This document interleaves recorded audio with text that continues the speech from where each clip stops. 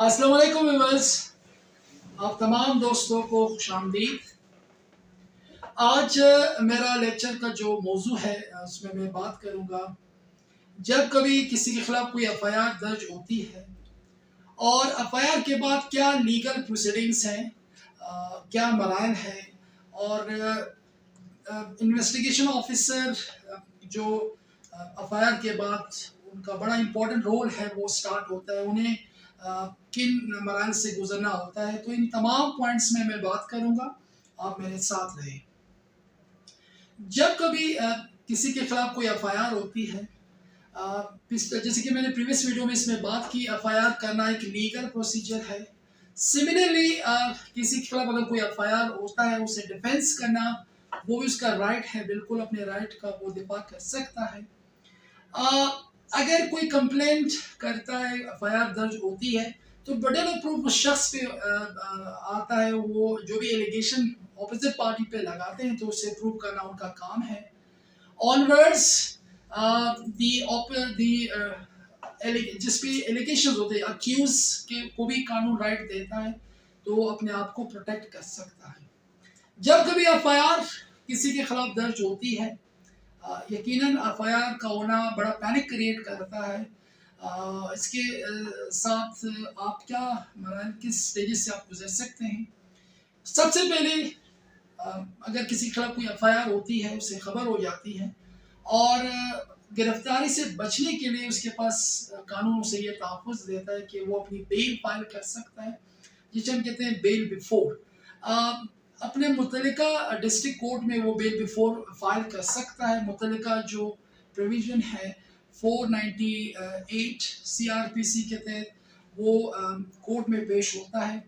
Court में पेश होने के बाद वो अपनी जानिब से पॉजिटिव रिस्पॉन्स अदालत को देता है कि मेरे खिलाफ जो एफआईआर दर्ज हुई है, मैं सरेंडर करने के लिए तैयार हूँ, जो भी ट्रायल है उसे मैं फेस करने के लिए तैयार हूँ। तो इस तरह जब आप करते हैं, फिर ऑफेंस को देखा जाता है, या वो बेलेबल ऑफेंस है, नॉन बेलेबल है, तो अकॉर्डिंगली एफआईआर की जो नयत है उसके मुताबिक कोर्ट पर वो फैसला करती है। ज़्यादातर बेल बिफोर जो लोग फाइल करते हैं उनको interim bell at the very early stage वो मिल जाती है, जिसे हम कहते हैं अर्जी जमानत। ऑनवर्ड्स फिर रिकॉर्ड तलब किया जाता है।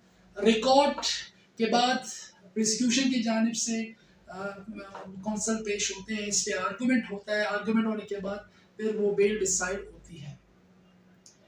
अब अगर कोई शख्स एफआईआर होते ही गिरफ्तार हो, again he has the right of bail, वो भी अपनी बेल करवा सकता है 497 सीआरपीसी के तहत। वो अगेन प्रोसीडिंग को देखा जाता है कि आया वो अर्ली स्टेज है, बेलेबल ऑफेंस है, नॉन बेलेबल है, तो बेल करवाना उसका राइट है, वो बेल करवा सकता है।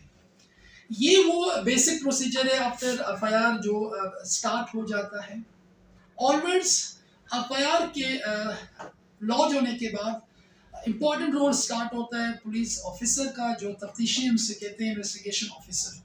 इस तरह के मामला जब होते हैं, जो इन्वेस्टिगेशन ऑफिसर अपनी ड्यूटी स्टार्ट करता है, वो अपने जानिब से गवाह के बयानात हैं वो कलमबंद करता है।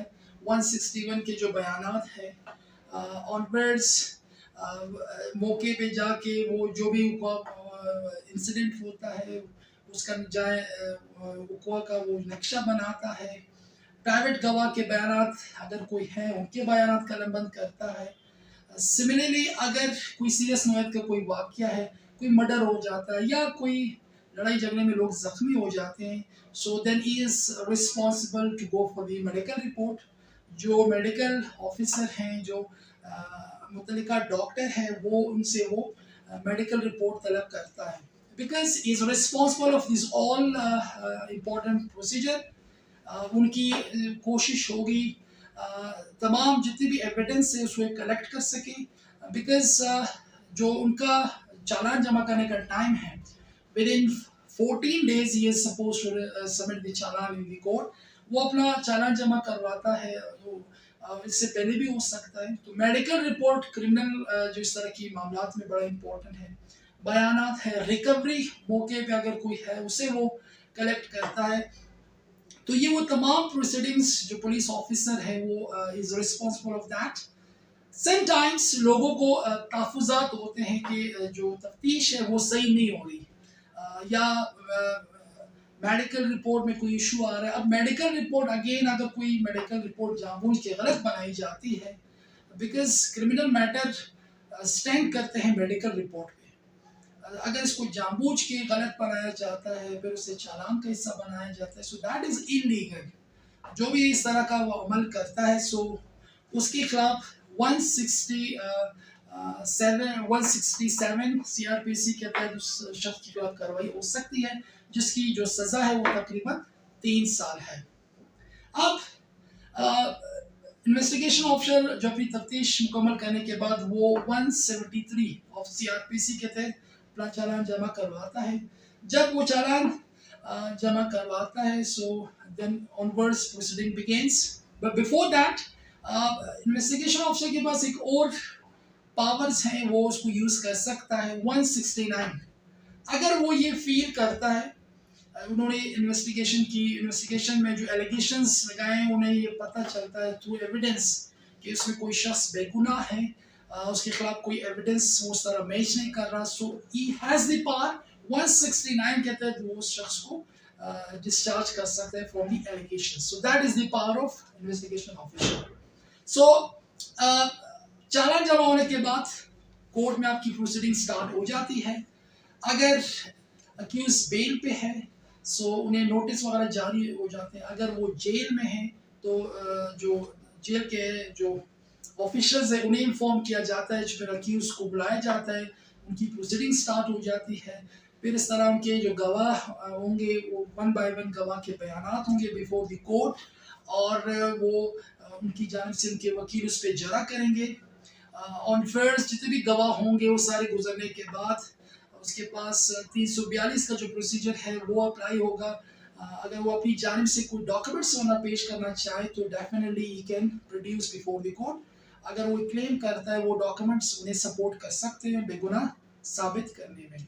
इसी तरह 340 सीआरपीसी का जो प्रोसीजर है, कोर्ट उन्हें भी ये राइट देता है, वो अपना बयान कलमबंद कर सकता है बिफोर द कोर्ट, बयान दे सकता है। तो ये प्रोसीजर करने के बाद लास्ट में फिर जो मरहला आता है उसे कहते हैं फाइनल आर्गूमेंट। तो फाइनल आर्गूमेंट में फिर उनकी जानिब से वकील जो जिस पे एलिगेशंस हैं या जिन्होंने कंप्लेन की, दोनों मिलकर कोर्ट में पाबंद करता है तो वो आर्गूमेंट कर सकते हैं। तो ये वो प्रोसीजर है आफ्टर एफआईआर। अगर सबूत आपके पास होंगे तो सज़ा हो सकती है उस शख्स को। अगर झूठे एलिगेशंस हैं और वो अपने आप को ये साबित करने में कामयाब हो जाता है तो वो एक्विट हो सकता है, वो उस मुकदमे से बरी हो सकता है। तो एफआईआर कम से कम कोई भी अगर ऑफेंस हो साल 2 साल 3 साल लगते हैं, तो that is all about the offence. So दोस्तों, यहाँ तक कोई क्वेश्चन अगर आप पूछना चाहें एफआईआर के मुताबिक, सो बिल्कुल आप क्वेश्चन पूछ सकते हैं, या कोई भी लीगल मामला आपको किसी भी मैटर के हवाले से हो तो आप हमसे रब्ता कर सकते हैं। So thank you so much for watching me.